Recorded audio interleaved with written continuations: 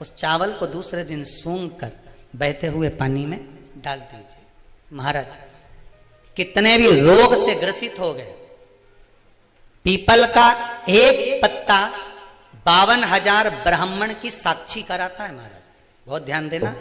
अच्छा एक बात बताइए कि कई लोग कहते हैं कि कई तुम जहां जहां जाते हो ना, ऐसे जिनके शरीर में ऐसे ऐसे लोग घूमते हैं और घूमने के बाद कहते हैं कि तेरी कुल देवी तुझसे रूठ गई, कहते हैं ना, तेरे से तेरा ये देवता रूठ गया, वो देवता रूठ गया, परमात्मा रूठ गए। तो आप कैसे पहचानोगे कि भगवान आपसे रूठ गया? आप कैसे जान सकते हो कि भगवान आपसे रूठ गया?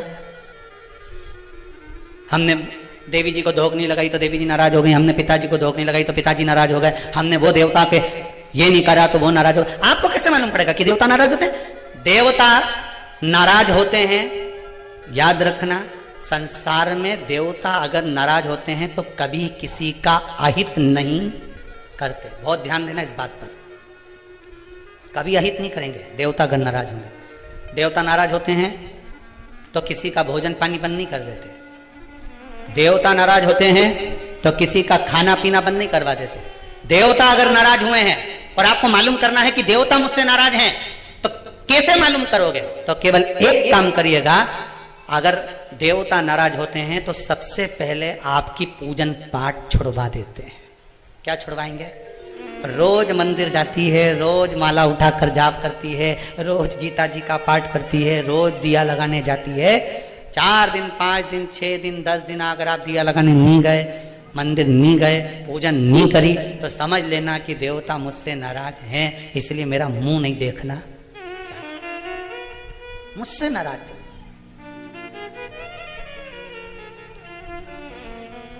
लक्ष्मी नहीं आ रही घर में, देवता नाराज है। नहीं नहीं नहीं, लक्ष्मी नहीं आ रही उसके लिए देवता नाराज नहीं है। लक्ष्मी नहीं आ रही उसके कारण तुम्हारा अहंकार है। भगवान ने जब दिया था उसको सत्कर्म में नहीं लगाया था। एक बात इससे पहली वाली कथा में कही थी, शरीर चले और तुम्हारे याद है तुम लोगों को? बस उतना याद कर लो, बहुत है। इतनी बात तुम लोग याद कर लोगे ना तो आने वाले समय में 2-1 साल में तो तुम यहाँ हम बस इतनी याद कर लो। बस हर कथा में से इतनी निकाल लोगे ना तो थोड़ा तो यहाँ समझ में तो आए, लगे तो सही कि कथा अंदर गई। तो एक बार पहले कथा में, इससे पिछले वाली में की थी, 7 से पहले वाले में, कि तुम्हारे घर में चले और तुम्हारा शरीर चले तब तक सारा दान पुण्य भजन तीरथ सब कर लो। और क्योंकि तुम्हारी घर में चलेगी तभी तुम दान कर सकोगे, सत्कर्म कर सकोगे, भजन कर सकोगे, शरीर सही होगा तो तीरथ कर सकोगे। अब शरीर ही साथ नहीं दे और घर में तुम्हारी नहीं चले तो कोई तीरथ होए कि दान होए? कैसे भजन कर? कुछ नहीं करना, पीपल का एक पत्ता, उस पत्ते पर थोड़ा सा चावल,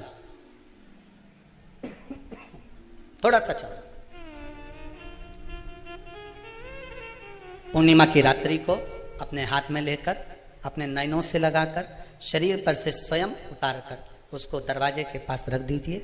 पूर्णिमा की रात्रि को पूर्ण होने पर उस चावल को दूसरे दिन सूंघ कर बहते हुए पानी में डाल दीजिए। महाराज कितने भी रोग से ग्रसित हो गए, पीपल का एक पत्ता 52,000 ब्राह्मण की साक्षी कराता है। महाराज बहुत ध्यान देना, पीपल के वृक्ष में स्वयं नारायण का, मेरे कृष्ण का वास है। स्वयं भगवान गीता के अंतर्गत कहते हैं कि मैं पीपल का वृक्ष हूं, नारायण उसी में। 52,000 ब्राह्मणों का वासा एक पीपल के पत्ते में होता है। और आपको पहले भी कथा में कहा, गाय ब्राह्मण बहन बेटी ये सब काल का हरण करने वाले हो, काल को हरने वाले हो। रोग को मिटाइए,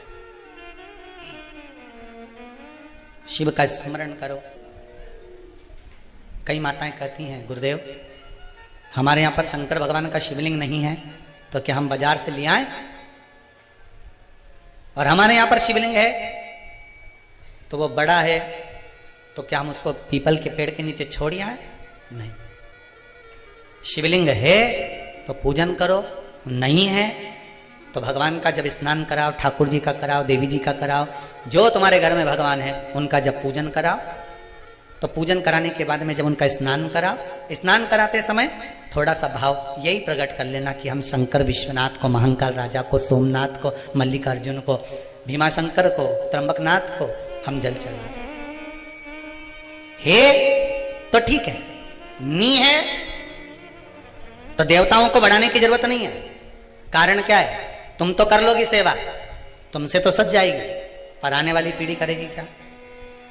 घर में सेवा उतनी ही करना, उतनी ही रखना जितनी तुमसे बन रही हो।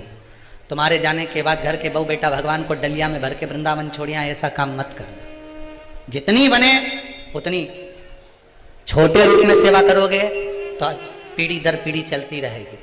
ज्यादा सेवा को बढ़ा दिया, छूना नहीं, नहा के आओ, कपड़े बदल के आओ, ये कर आओ, जाओ जरा। जितना तुम पूजन को, सेवा को, भजन को, कीर्तन को जितना हवा बनाओगे, जितना डराओगे लोगों को, वो उतने डरेंगे, उतने डरेंगे। सेवा को, भजन को, पूजन को कभी डराने का केंद्र मत बनाओ। ये तो भगवान की मस्ती का आनंद सुख है। लोटा भर के पानी भी अगर चढ़ा रहे हो, शंकर जी के मंदिर में जाकर जल चढ़ा रहे हो, थोड़ी गलती हो गई, भगवान से कह देना तुम्ही ने सिखाया है, हो गई तो हो गई, आप ही ने तो सिखाया, नहीं जानते थे। अब धीरे धीरे धीरे धीरे लोगों को शिव महापुराण सुनते सुनते मालूम पड़ रहा है कि शंकर की कैसे पूजन करना चाहिए, बेलपत्री कैसे चढ़ाना चाहिए, जल कैसे चढ़ाना चाहिए, धतूरा कैसे चढ़ाना चाहिए, चंदन कैसे चढ़ाना चाहिए, काली तिल कैसे चढ़ाना चाहिए। ये लोगों को ध्यान में अब आ रहा है धीरे धीरे। पहले नहीं मालूम था तो हो गई, गलती हो गई, स्वीकार, हमने गलती करी। शिव पुराण कह रही है, भगवान शंकर की कथा कर रही है। चंद्रदेव ने भगवान शंकर की आराधना करी, बालू रेत का शिवलिंग का निर्माण कराया महाराज जी। शिव महापुराण की कथा में आता है, देवराज नाम का ब्राह्मण जो गलत कर्म करता था, चोरी करता था, शरीर में ताप पड़ने के बाद में जब वो शंकर के मंदिर में जाकर कथा सुना और थोड़ी सी कथा सुनकर बाहर निकला तो उसको केवल कथा का एक तत्व उसके जीवन में उतर गया था, अंश मात्र उसके जीवन में उतर गया था, उसको परमात्मा मिल गया था, अंश मात्र। बिंदु की धर्मपत्नी चंचुला देवी बार बार कथा में आया, पार्वती जी ने उससे शिव महापुराण की कथा करवाई। क्या करती थी वो चंचुला? काशी में जाकर उसने करा क्या था? पति के जाने के बाद बिंदु जो पानी में डूबकर मर गया, प्रेत योनि में चला गया। पहले भी कथा में कहा, पानी में डूबकर मरा हुआ व्यक्ति, सर्प के डसे से मरा हुआ व्यक्ति और स्त्री के हाथ से या स्त्री के चक्कर में मरा हुआ व्यक्ति ना तो देव योनि में जाता है, ना तो बैकुंठ जाता है, ना नरक जाता है। वो तो बीच का प्रेत बनकर भटकता रहता है, उसकी गति नहीं होती, उसका मोक्ष नहीं होता।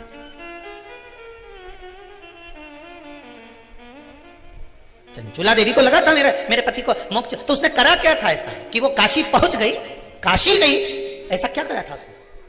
चंचुला देवी तो दिन रात फैशन में लगी रहती थी। कभी पति ने अगर धन लाकर दिया तो ज्यादा से ज्यादा पैसा वो खाने पीने में उजाड़ देती थी। कभी नहीं उसने दान करा, कभी नहीं धर्म करा, कभी पुण्य नहीं करा, कभी सत्कर्म नहीं करा, कभी कहीं सत्संग में नहीं गई, कथा में नहीं गई, कभी भजन में नहीं पहुंची।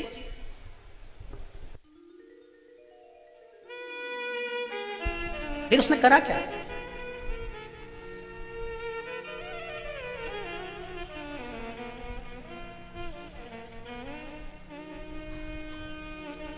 बचपन में किया गया कर्म व्यक्ति को कब प्राप्त होता है, ये चंचुला देवी की कथा कर रही। चंचुला देवी की कथा करें।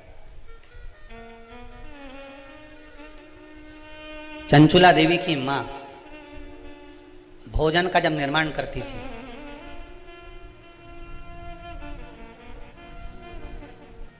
ध्यान दीजिएगा जरा, बहुत सुंदर संवाद है। शायद आप भी अपने बच्चों को इस चीज के लिए डांटते होंगे, शायद।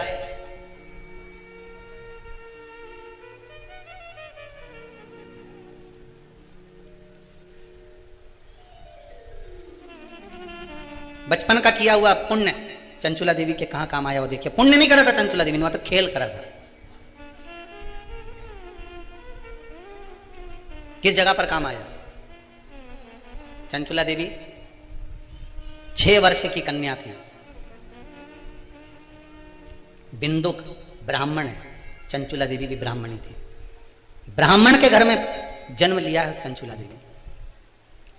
मां जब चंचुला को पास में बिठा लेती थी भोजन कराते समय, तो आटे की लोई आटा जो उसना हुआ रहता उसको तोड़ लेती थी चंचुला।